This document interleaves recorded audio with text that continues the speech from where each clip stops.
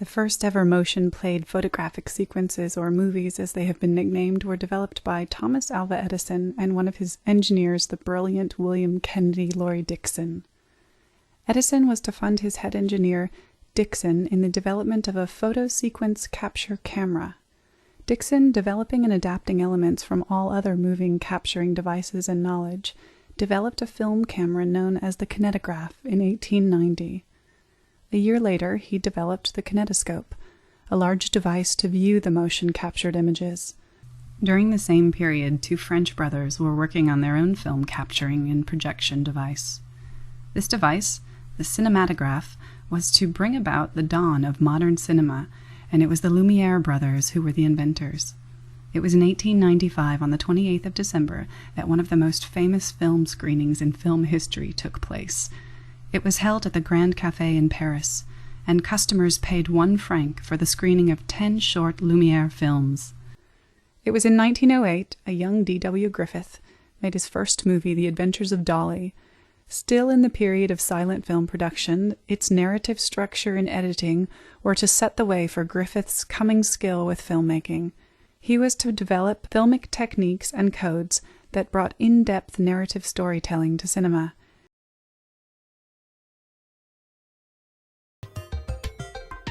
A digital camera does not use film. Instead, it has an electronic sensor or chip behind the lens. The sensor is made up of millions of tiny picture elements, or pixels for short. When light enters the camera, it hits the pixels and creates individual electronic charges. These charges are measured and converted into digital data that represent the image.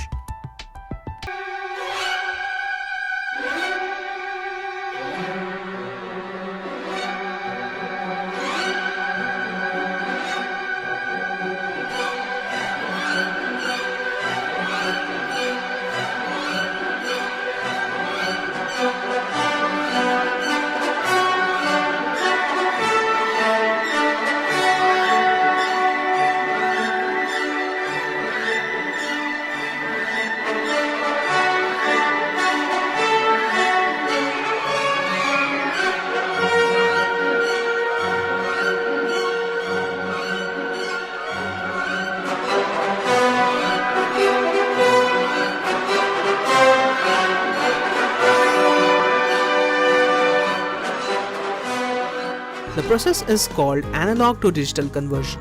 Let's suppose I am talking to you on my cell phone. The sound of my voice is really waves of energy that travel through the air to the phone's microphone, which converts them into electrical signals. The sound waves and the signals are both continuously varying waveforms. They are analog information. A cell phone transmits sound in digital form, so those analog waves need to be converted into numbers. How does that happen? A circuit inside the phone called an analog to digital converter measures the size of the waves many times each second and stores each measurement as a number. If each bar represents 1 second of time, we can represent this chart by numbers. So by sampling the sound waves once per second, we have successfully turned our analog sound wave into digital information.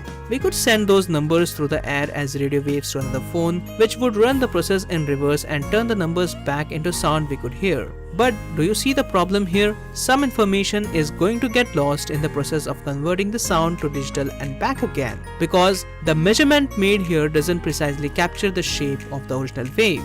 It's only a crude approximation. One interesting question is whether information stored in digital form will last as long as analog information. Museums still have paper documents that are thousands of years old, but no one has the first email or cell phone conversation. Open any book on the history of photography and you'll see reproductions of early photos taken by Napes, Daguerre and Fox Talbot, but you won't see any pictures of the first digital photo. Even though it was much more recent, probably no one knows what it was or who took it. Lots of people own and cherish plastic LP records that are decades old, but no one attaches the same importance to disposable MP3 music files. A lot of information recorded on early computer memory devices is completely impossible to read with newer computers. Even floppy disks, commonplace as recently as the mid-90s, are impossible to read on modern computers that no longer have built-in floppy drives. That's why, though the future may be digital, analog technology will always have its place.